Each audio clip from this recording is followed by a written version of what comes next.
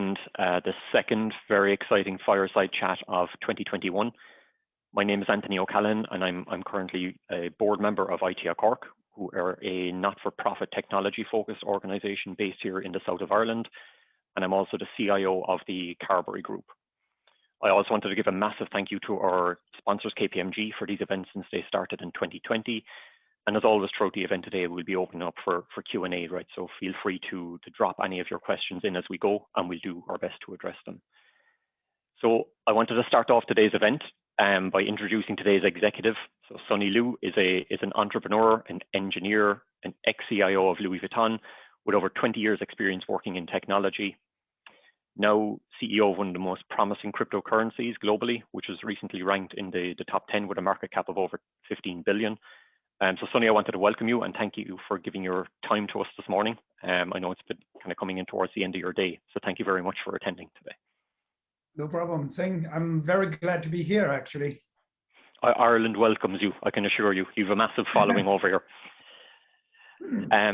So Sunny, look, I suppose kind of starting off, I have to admit I'm somewhat new to cryptocurrency. I've stayed out of it in the early days purely because I suppose I couldn't attach a real world use case to it. But I suppose now my eyes are wide open, and having spent about 20 years working in supply chain roles, and from a technology perspective, I can see the explosive opportunity for VeChain, but blockchain as a whole. So I'm very excited to get your perspective on this today, as I think you'll bring a different angle to the discussions we've had in the past, right? Because this is really a foundational disruptor, right? So, can I start by saying you've had a very interesting career, having spent a long time in what we might call traditional IT, and then making the leap into blockchain in early 2014, 2015, right? So would you mind taking some time to just kind of talk us through your career in the early days from kind of where you started in, as I said, traditional IT, kind of to where you've ended up today? Yeah, sure. Actually, I'm always get this kind of question all the time. I always start with a joke like, how the guy selling bags by living to this cutting edge technology as a blockchain. They weren't any bags, though. They weren't any bags. They were quite special bags. Yes, actually, I really appreciate the experience in Louis Vuitton. Actually, I was I was a CIO, and also for Louis Vuitton is very let's say it's a very special journey to me because before I joined Louis Vuitton, I saw like, okay, it's just a retail. It's just people selling bags and buy bags. Why need a technology? But actually, Louis Vuitton is very, let's say, technology oriented. They also put in lots of efforts and resources in innovations. I could just give an example. One of the biggest store in China, in Shanghai, when we opened up the store, guess like how many IT devices in that store? It's like about 200 devices, including iPhones, iPads, PCs, network devices, printers, everything. And also there are like dozens of different systems to support the business. So it's quite a interesting journey. And also it's a very interesting company, even like more than 150 years old, but still they're always looking for the innovation. And one of the events I had been through actually gave me the opportunity to know about Bitcoin is one of the CIO events, all of the CIOs all over the world gathering together like twice a year, 3 times a year. We talk about the future technology, and one of the topics is about the blockchain. And then I start to, take some time to study about that. I even write a proposal to Louis Vuitton like in 2012 or 2013 maybe, to suggest them to take Bitcoin as a payment method, one of the alternative payment method, like what Tesla did recently. Well, unfortunately, they didn't take my advice. But for me, fortunately, I start to spend some time to go deeper about that. Actually, to me, I think one of the interesting thing is or thinking. As a CIO job, CIO job is about making bridges between technology and the business. That's also the purpose of myself creating VeChain. We try to bridge technology value to business value. That's how we get started. Yeah, and it's funny actually that you mentioned that, because I have watched some of your previous interviews, right, where you talk about, the role of the CIO kind of sitting between the business and IT, and, as you say, kind of bridging that gap, right? So, back to when you would have approached Louis Vuitton, with blockchain, which was very, very early, I suppose, back then, trying to convince stakeholders to get on board, et cetera, right? We'll have a lot of professionals, I suppose, leaving this event here today, going back into their business and understanding, how can we potentially take something like VeChain and gain support internally, right? So, how did you find that in Louis Vuitton? Did you find that you were kind of coming up against a brick wall, or was there a specific way of kind of getting over the barrier and getting them to open their eyes to this new technology? Because I suppose it's not just about blockchain, it's about new technology in general and getting support for it. Okay, well, that's a very good question, actually. I'm sure not only in Louis Vuitton, but in most of the enterprises, CIO job is one of the toughest job in the company, because basically you're hearing, or you have to talk in the two different languages. You have to talk to the technical people with technical language, but also you cannot talk the business people with the same one. You have to somehow to do some translations. Yeah. So as a bridge, it's very important to how to bring the consensus to them.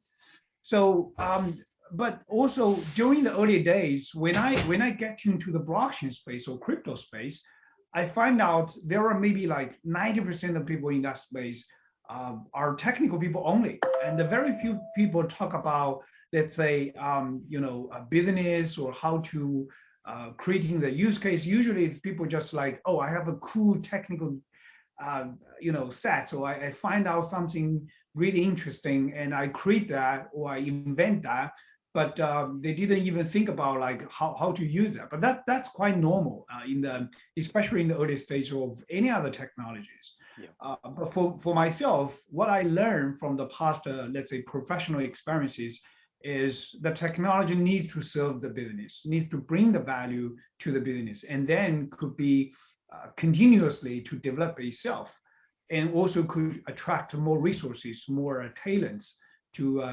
add something on it. So VeChain, when I created VeChain, I set up some principle. Is we got to do use case first. We got to do something different in this crypto space, or let's say we find a differentiation point for VeChain. So our principle is we got to do use case. We got to believe use case drive product, and a product drive technology, not the other way around. Absolutely. So I think that's one of the competitive advantages of VeChain in the crypto space. Yeah, absolutely. And I suppose just kind of thinking back to that jump from, I suppose, CIO in Louis Vuitton, one of the largest brands in the world, right, into the CEO of a startup in you might say back then in quite an immature and volatile environment, right? I suppose, how much courage did it take to kind of make that jump? How did you know the timing was right, et cetera? Maybe this little. No, I'm kidding. I'm kidding. Well, it takes time for sure. It takes time for sure, and even also, China maybe has a different culture. I'm a Chinese people. Even I spent lots of time in Western. For example, in 2019, I flew over like 400,000 kilometers for a year. But I'm still, I'm born as a Chinese. I got educated with the Chinese culture, and especially in the China, the parents, even you are grown up, the parents will put lots of influence on you. So when I bring this kind of decision to my parents, they were like silent for 5 minutes. Is that good or bad? I'm not really sure. Well, whatever, but in the end, they're all very supportive. They're all very supportive.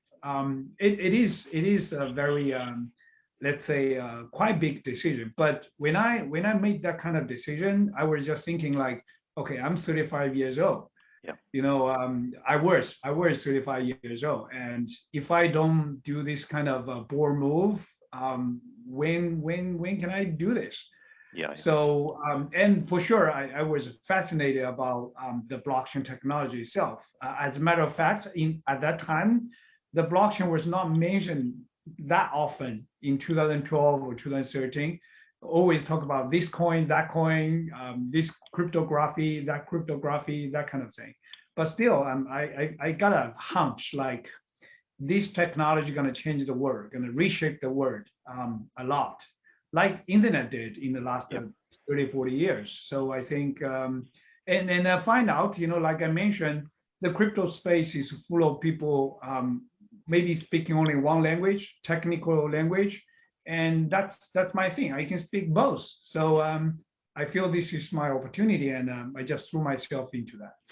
I think it's important as well to kind of have that background. As I said, I'm relatively new to the space, but I suppose when people are looking at various projects, it's around the people primarily, right, and the team that they wrap around them, rather than it just being about the technology, right? Because it's about longevity, right? But I suppose thinking about the company and the industry, right? When you look at traditional tech companies, I suppose it's relatively easy to see, how they transition from a startup into an enterprise company, right? So what fascinates me about crypto is, I suppose, when you correlate that, how do you correlate that or move from startup into enterprise? Is it about the number of partnerships you've made? Is it about market cap? What is it that, makes you kind of feel that you've made it as a company, or or does that point never arrive? Well, honestly, I still think we're still a startup. Even the entire crypto space is in a startup phase still. And I honestly, I didn't think through. I didn't expect like the crypto space could go that fast, that much. But generally speaking, I believe in blockchain technology, and the rest of the thing is just about the time and obstinate persistence. Keep doing what you believe, and just continue rolling. And I suppose you started to allude to maybe my next question there. And sorry, you're just making me ask more questions, which is great. But once you do reach the top, I suppose you guys were top 10 quite close to top 10 very recently. Once you do reach that kind of top 10, top 20 in the space, what do you have to do to ensure you stay there? Is there any secret sauce to make sure you stay there and continue to build? The cruelty of the answer to this question is there is no secret weapon, but just to keep going. Actually, crypto space is changing super fast, honestly, like maybe 3 times faster even than the internet.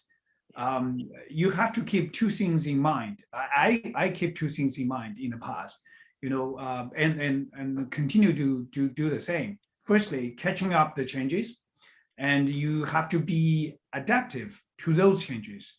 You need to follow the changes, you need to understand and know what's going on in the market, and be ready to, let's say, to make a decision what we're going to do for those changes. And second is you got to stick on what you believe in the first, and also keep going, keep doing that. For us, we believe the technology can bring the tremendous value to the real world, to the business world. So we just keep doing this. Yeah, and I suppose kind of thinking about it like that, we've talked to a lot of founders in the past on these series, right? And some of them kind of share the same. Well, actually, it's an interesting mix, because some of them are very much of the belief early days in the company, it's around taking big risks, taking bullish risks to gain market share quickly, but others are then around building solid foundation and build a foundation that you can grow upon naturally over time, right? So I'm kind of getting a sense from you, you're kind of more of the latter. You build a solid foundation, you build a solid product, and you grow, but it's not growth for growth's sake by taking bullish risks, right? So what's your approach? Well, honestly, I think it's always an let's say acquisite balance you have to master. Not only in the crypto space, especially in the crypto space, and not only in the early stage. It's always a balance. Solid foundation and bold move or risky move you have to take. Especially in a, let's say, new era like crypto. Most of the time, no one can tell you which decision is like 100% right or 100% wrong. But I always like to think about two sides when I'm about to make a decision. firstly, the upside. Is this decision can deliver what you want? Can we make this, charge to some direction? Second, the downside. Is that risk coming from this decision something you can handle, something you cannot afford? That could lead to your final decision.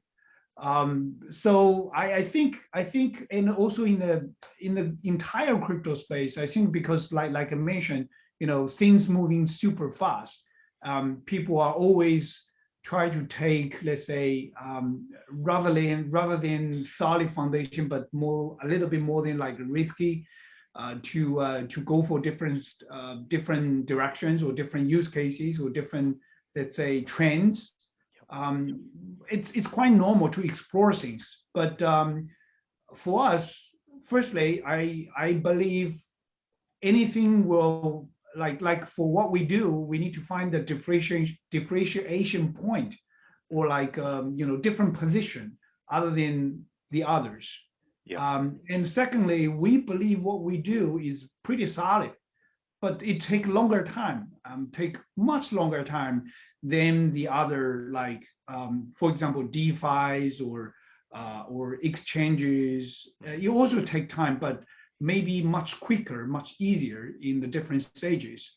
And what we do, like building the solid use cases and working for different enterprises, as a CIO, most of the enterprise, when they try to adopt the technology, are going to take longer time than what people in crypto space expect.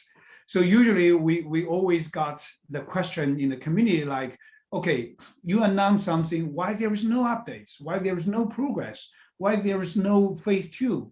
Like you already have 2 months passed. You should have something going on, right? But in the traditional world, in the enterprise world, it's not like that. But we believe in this direction. We believe in the long-term vision. I think this is the right way. So we take time to do this. But still, even during this, let's say the path we stick on, we still need to make some risk moves as well. But just the balance maybe lean a little bit more to the solid foundations.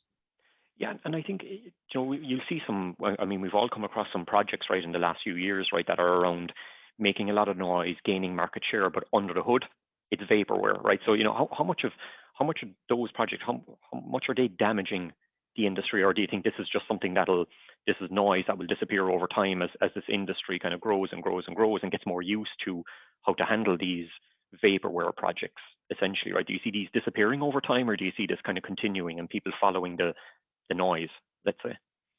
Honestly, I think it's everything has the two blades. For sure, those, let's say, fishy projects or damaged projects could bring real damage to the people who invested them. But it also have some, like, let's say, positive sides. It's kind of creating lots of, you could say, noise, but also I could say calling attentions to people around the world. Every time more people will, pay more attention to the crypto space or to the blockchain space, and also, let's say, even just a part of the people who could stay in the space and spend some time study about that and eventually become the builders to contribute to the blockchain development, that would be a good thing. Like myself, I was just like that. So, but for sure, those projects, I think with the developments, with the time being, when the entire blockchain world evolves, like to the different level of the maturity, people will find more, or people will get more, will understand more, and then less and less people will get harmed or will get hurt by these kind of projects. I would say it's just like a natural things development. Yeah, and look, the sooner that comes, I think the better for everybody, right? But it's only natural. I mean, as you say, that it will evolve to that point as well. So I suppose kind of talking a bit more specifically about VeChain. Our audience today is made up a lot of your Stern supporters, which is awesome, and we saw a lot of engagement around Twitter. Around, you have a massive following there, which is fantastic, right? But there's also a very healthy mix of professionals from a supply chain and from an IT perspective, right? So as I said, look, I've worked in supply chain IT roles for a long time, right? And this application of blockchain is genuinely one of the strongest ones I've seen to date, and something I can really kind of get behind, right? So when we look at traditional supply chains, but also pushing into carbon trading, as I said, I'm the CIO of the Carberry Group. We're in agriculture. Agriculture is a massive aspect of our business. So carbon is a great use case from what I've seen, along with many others, right? So can you give us a little bit of background, to where this application came from, not just from a carbon perspective, but VeChain in general, but equally where you see this going in the next 3 to 5 years, right? 3 to 5 years is a long time. Don't get me wrong, right? Yeah, sure. Honestly, like everything else, it all starts from very simple one. Actually, the name of VeChain comes from a very simple 2 words, verification blockchain. So we call it VeChain.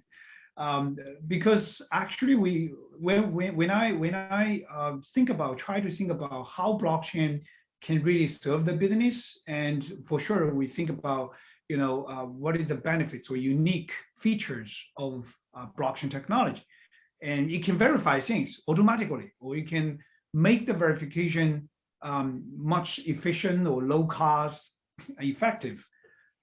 So we start from there, and from the other side, I gotta try to think about any kind of resources or any kind of advantages I, as a CEO, as a co-founder, could bring to VeChain. And for sure, I was working in the luxury industries, so I start to look for help from my ex-coworkers and ex-mentors, and a great man just helped me. The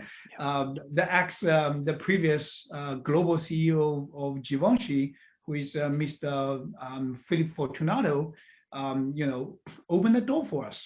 So I still remember the day I walked into his Paris office, and we had like 5 minutes reunion chit chat, and I start to explain what blockchain is to him. And 20 minutes later, he totally lost. He just like, oh, Sunny, I know you're a smart guy, but I couldn't get that. Just 20 minutes? Yeah, 20 minutes. Well, he's a global CEO. Yeah. It's already very luxury to have 20 minutes of course, yeah. Of his. But the good thing is he make a decision. He trusts myself, and he decided to be part of that kind of the first use case. So he just give me a green light to try in one product. I still remember the name of the product. It's called Infinity. It's very nice and very very beautiful bag. And at first launched, and actually when we talk about that, they just plan to launch like in a few months. And then we start to work on this bag. We work on with his supply chain team to figure out what blockchain technology can really bring to them. And 3 years later, in 2019, we already cover like 100% of the leather goods. And if it's not like COVID-19 situation, we could expand it to ready to wear shoes, the other products very soon. So we start from there. But I believe blockchain technology can do much more than just a supply chain, or literally, let's say, to maybe different level, different angle of people's life, and including the sustainability or carbon emission reduction, which is a very hot topic right now in China.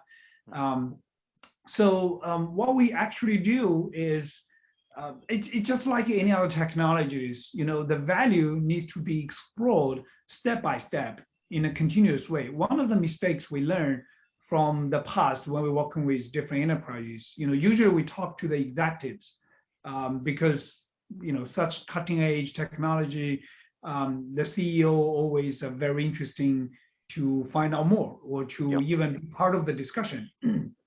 But the executives usually were think like too big, like, oh, it could create an ecosystem. Lots of different participants can be part of that, and how are we going to drive that? But we also can see obvious challenges or barriers for this kind of the ecosystem to be built, because it's very easy to think about that. It's it's going to take like years, take ages. So we learn from that, and we decide like, okay, every time we do like small step by step, and we bring a little value with limitation of the scope of work to try, and don't impact too much to the business, but continue to grow especially when the enterprise see the value out of that, and they could invest more, they could contribute more. So our focus is just try to eventually we have a goal, like like an ecosystem. And good thing is we can see the prototype of the ecosystem since 2018 or 2019, when we built the carbon ecosystem with several different companies, including BYD, the largest EV company in China. Even we spent a little more we expect, but now we're diving into more with them. Yeah. Like not only EV company, not only EVs, like not only vehicles, but maybe we can go into like batteries directly, because batteries can be used in EV, but also can be used in the multiple different scenarios, even like some manufacturing machines to generate the carbon emission reductions. So my point is, when we go to, let's say, blockchain applications, if we think too big, if we plan too big, you never get finished that. Yeah. But if you do like step by step, I think that's the right way to do. Yeah, and I mean, it makes a ton of sense, even in the whole, like your tweet actually a few weeks ago about just that simple V-carbon kind of tweet, right? It really kind of got me thinking. I suppose if you kind of look at I'm sure it got tens of thousands of people thinking as well, right? But if you kind of look at the whole sustainability space, as you say, I mean, you can't listen to a show at the moment without sustainability popping up every 30 minutes, right? Right. And do you see kind of V-carbon as without revealing too many of your kind of trade secrets or plans, right? But do you see this as a way of, let's say, trading carbon going forward, as companies are buying carbon credits at the moment and they're selling carbon credits, like, et cetera? But do you see this being a potential application for VeChain or V-carbon? Well, yeah, for sure. I mean, this is the ultimate, let's say, goal for V-carbon. Even we just get started. Yeah. And VeChain is playing, let's say, a very important role to providing, the blockchain technology as an infrastructure platform for that. Mm-hmm. And thanks for the national strategy of China right now. China just put carbon neutrality into the next 5 years national plan. And you know how China goes. When the president point the direction, and everybody just go that way with tremendous resources and efforts to go that way. And I think it's the right decision for the president to make, because carbon emission, or let's say go bigger, like a sustainable development goals, is not only for China, it's actually for everybody else. Yeah. And blockchain is born to be, let's say, supporting technology for that. Because right now, if we look at the current, let's say, situation of carbon emission or any SDGs, we can see in the past years, people are talking about that too much, but with little action in place. The challenge is how we can motivate or incentivize individuals to do this kind of contribution, like on your daily basis, you drive EV other than driving a fossil car, or you drink a coffee with your mug, not with a paper cup, that kind of thing. So how we can collect those activities or digitalize those activities, and also verify those activities in time, and also make that kind of activity to be treatable, to be, let's say, to be able to be incentivized in time. And then people are really can be educated to neutralize, let's say, a behavior or habits, like I can say the word on a daily basis, that kind of way. So that's how VCarbon going to build. Going to, let's say, we define several different stages, let's say, so far.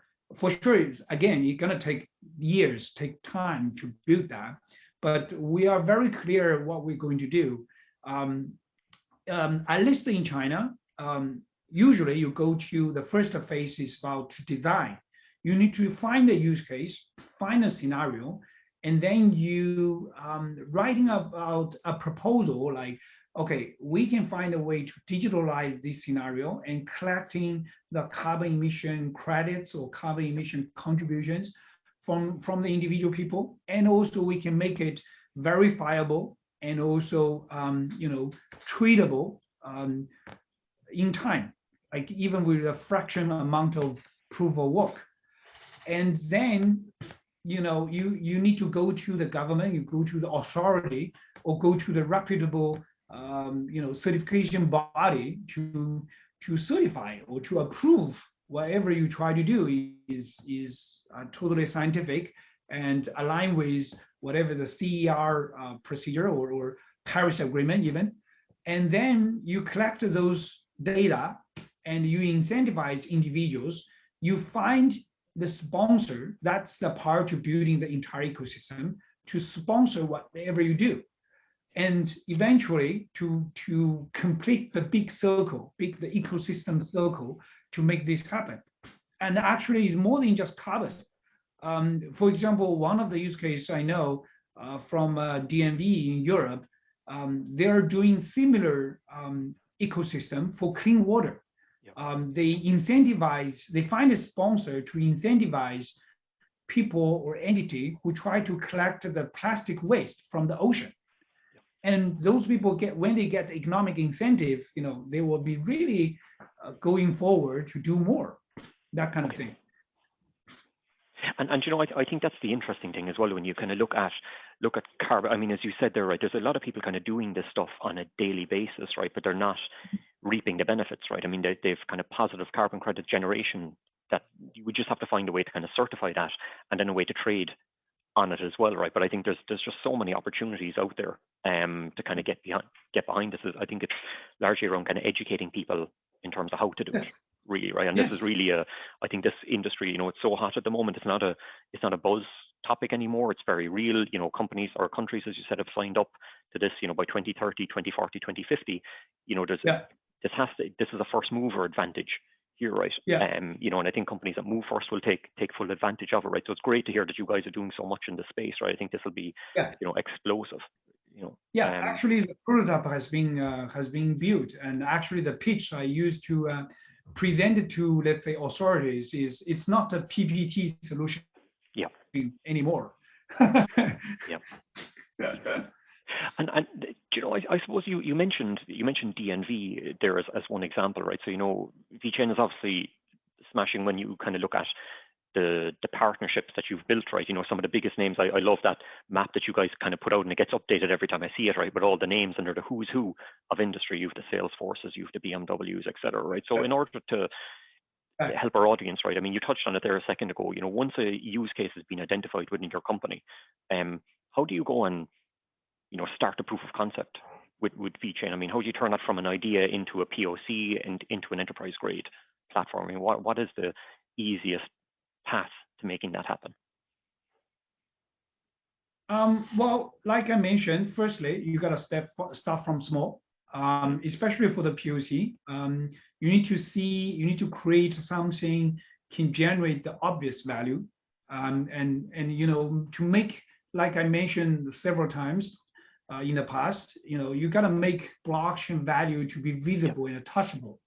You don't just show a bunch of green codes in a green screen, in a black screen, to say like how cool my technology is. You got to generate the real business value for that.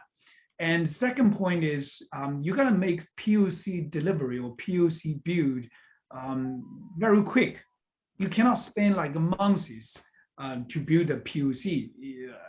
Usually when you bring some ideas to your boss or to the executives in the company, they usually get excited about this technology and the possible value coming from this technology. But then you spend maybe 9 months or 12 months to build a POC, and maybe your managers or directors just forgot about what you said like 9 months ago. Yeah, exactly. Yeah, that happens very often, not just in blockchain. It happens very often. Exactly. So that's why we focus on building or providing the true sets or infrastructure platforms with bunch adequate tools and services to enable any enterprise to build a POC very, very quickly. Mm-hmm. I can give an example. I remember when maybe I don't know exact time, but I read about the news like starting from 2017-18, IBM built a food safety platform for Walmart, but it took like 9 months or more than 9 months, something like that, and millions of dollars has been spent. But in 2019, when we start with PwC to try to build a similar platform for Walmart China, it only took 3 months. And actually 2 months for PwC to make food safety consultancy job, and 1 month to deliver the first POC for Walmart China, because we have predefined or pre-built the sets of infrastructure to make it happen. And also, we think from enterprise point of view, not from technical only. So we try to make more user-friendly to, let's say, to enterprise developers to build like very quickly. And I think as well that's certainly the pace that companies need to be moving at these days, right? The days of waiting 2, 3, 4 years for an enterprise system to be fully implemented, they're gone. I mean, by the time they're implemented, they're out of date, right? So that pace of 2 to 3 months that you're seeing, I mean, that's the pace that companies need to move at, right? Because I suppose technology is moving so fast. By the time you implement it, sometimes after a year, it's out of date already, and you got to move again, right? So you mentioned, I suppose around the product and the platform as well, right? But I suppose it's not enough to just build a great platform. You also got to build a great community of developers and a community of supporters, et cetera, right? So how do you do this and make sure that it has longevity? As I said, you have a massive following of we've a lot of people on here today that are stern followers, right? But how do you make sure that has longevity and you continue to have that community in place? That's obviously besides being a very likable guy, right? I mean, that's a given for you, right? Yes, it's actually a very challenging topic, and honestly, I don't know. I even don't know what we have been doing. It's like 100% correct or 100% right, because no one tell you like what to do, and we just keep trying. So I think there are 2 ways to think about that. One way we think delivering the value to like transforming technology value to the business value, you gotta work with those professional people, working with the enterprise people. But also we have a great community. Honestly, they have been very supportive. They have been doing lots of extra jobs to bring VeChain to the whole world. So how we're going to make the balance is one thing. To be honest, we have been trying to master this balance, or to manage the balance very delicate way. But generally speaking, we wanted to provide more handy tools, convenient tools or services to enable those, let's say, we call community builders, to build the different platforms. I think one of the misunderstanding from the whole world or from the entire community is, one of the key delivering or offering from VeChain is TrueChain as a PaaS and a BaaS platform to build the blockchain applications. But the misunderstanding is TrueChain is only for enterprise users. Actually, it's not. We also wanted to make TrueChain be more for individual developers, for community developers. But to be honest, there are some improvements for our platform. For example, when we deliver the BaaS module, we call blockchain as a service module. So that means You can build whatever application you want, but just calling the BaaS service to interact with the blockchain, to use your smart contracts or use predefined smart contracts as we build in the gateway, and you can interact with the blockchain instantly to get the results you want. But when we start to build that, we think too technical, let's say. Yeah. We make the APIs, we make the technical documents, and we thought like, okay, you guys should be able to build, but actually it's still too technical. We want to make it, actually one of my mission recently, one of my goals is to make the BaaS product more like a mature product. So we're gonna redesign the new user journey for individual developers, for community developers, could use a new BaaS platform, so they are able to just log in the website and few clicks, few steps, and then you start to connecting your application to the blockchain, to the VeChain blockchain very easily. So this is just one of the example, and also for sure we have launched a variety of programs, such as a grant program. We start with $1 million to encourage and support the community developers to come and build the meaningful, valuable applications. But in the end of the day, our goal, VeChain's goal, is to create valuable transactions. Anyone can build valuable transactions or valuable applications, and then we wanted to support. Yeah, and I love that idea around it. Let's say moving outside of just being, a tool for technical folks. Right? We see it in the rest of the enterprise space that there's a lot of kind of movement in the whole citizen development movement as well, and trying to put those tools into the hands of folks that are not deep technically as well, right? That they can make progress, right? So I think it's awesome to kind of hear that that's where you guys are kind of going as well, right? Because I'm sure that'll ramp up the adoption as well, right? So I suppose kind of changing tackle a little bit here, right? Obviously kind of following kind of crypto markets in the last 3 weeks or so, there's been a huge amount of volatility. We went on a massive run.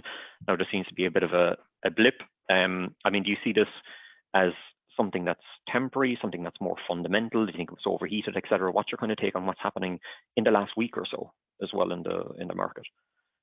Well, honestly, I have been to this place longer enough Yeah. to experience several this kind of let's say events. Starting from 2012 and 2013, the market always like this. But I would say fundamentally, it doesn't change the core nature of the blockchain or the crypto space or the direction even. But just like every other things, things will go this kind of up and down, but the next higher will always higher than the last one. Yeah. This kind of way to go up.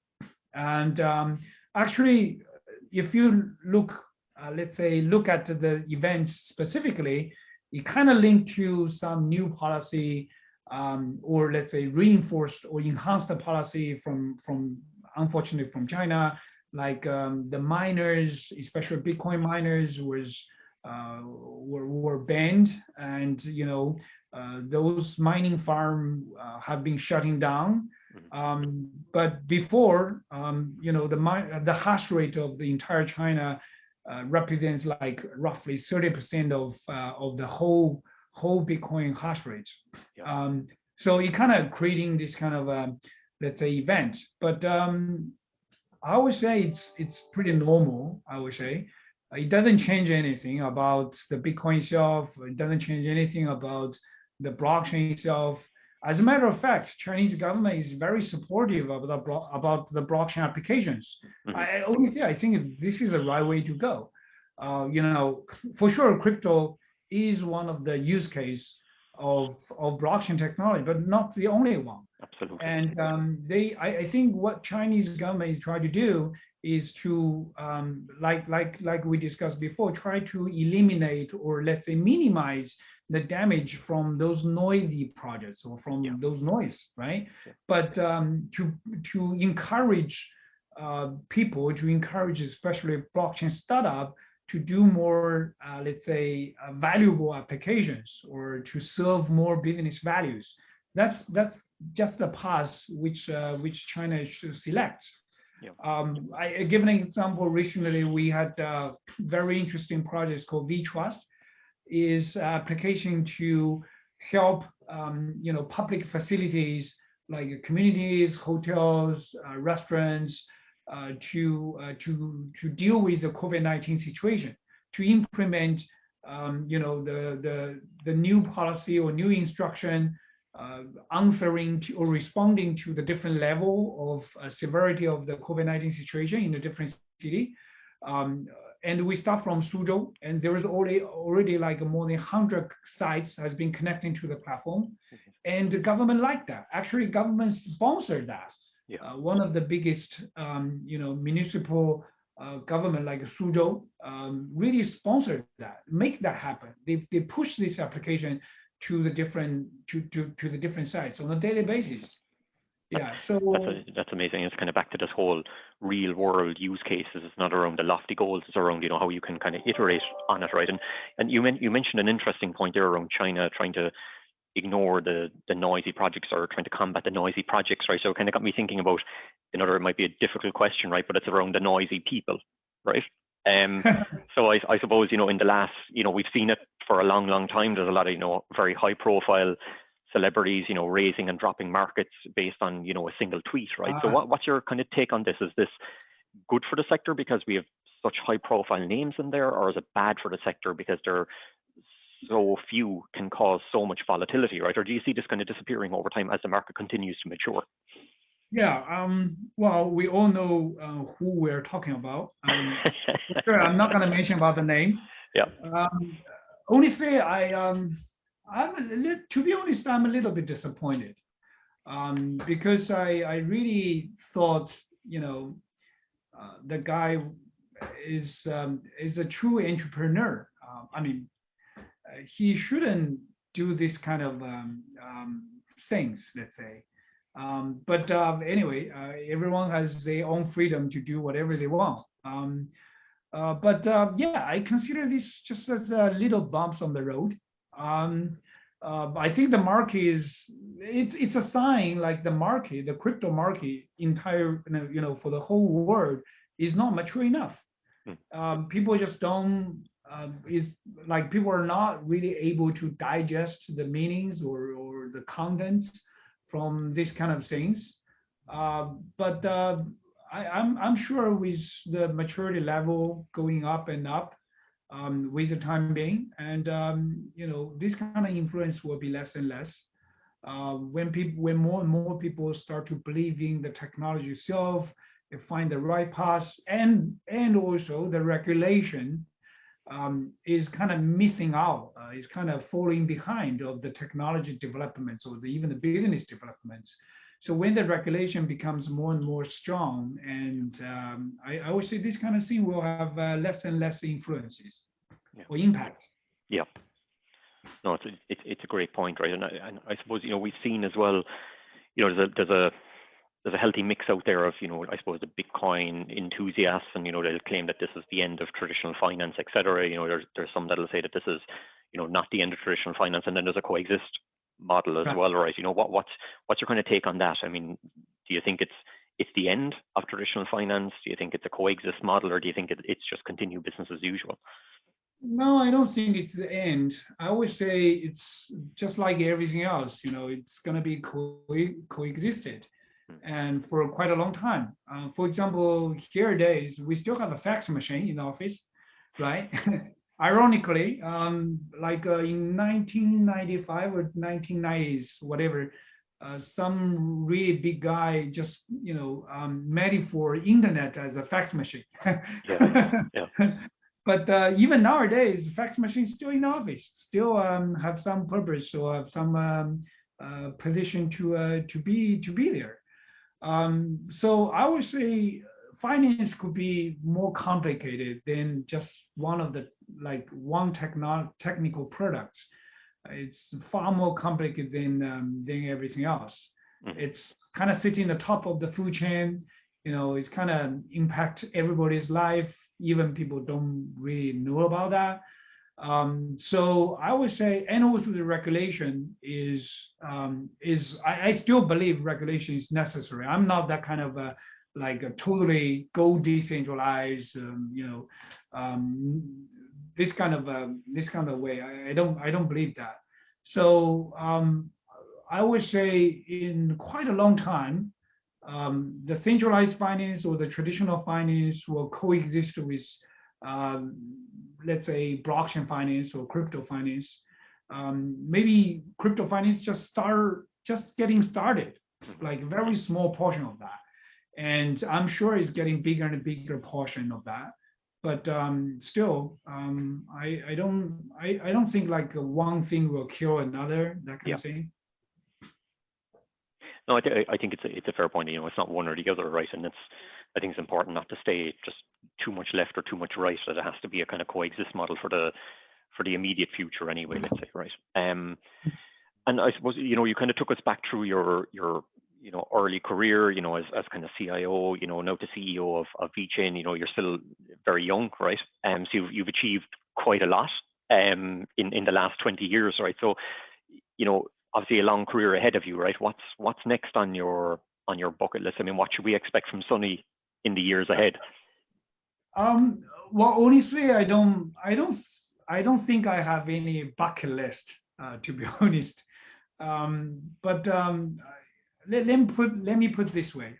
If I accomplish something, and I always can give myself another goal, another purpose.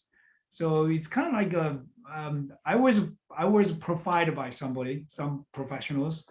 I got the result like I'm kind of ultimate climber. I always looking for another goal, always looking for another thing. But so far, I really dedicate myself into VeChain. I wanted to create, let's say, I want to make VeChain to be a public blockchain, can bring most value to the real world, to serve most real business in the world, can really eventually change the whole world. That's fantastic. And look, you're clearly making an impact on that. So Sunny, look, I think that kind of brings us towards the end of our session, right? So look, I really wanted to thank you so much. Look, I know your time is incredibly valuable. I wanted to thank you for your time this morning. I also wanted to thank, the attendees. As I said, we have a massive following here from you personally and from, the local markets here in Ireland as well. I also wanted to thank our sponsors, KPMG, who've been with us since the start of this series, right? But Sunny, look, again, thank you. I wish you the best. I wish VeChain the best for the future, right? And I'll certainly be closely following this well into the future, right? So thank you and best of luck. Yeah, thank you, Anthony. It's genuinely a pleasure to be here. Thank you, Sunny. Thank you all. Thank you.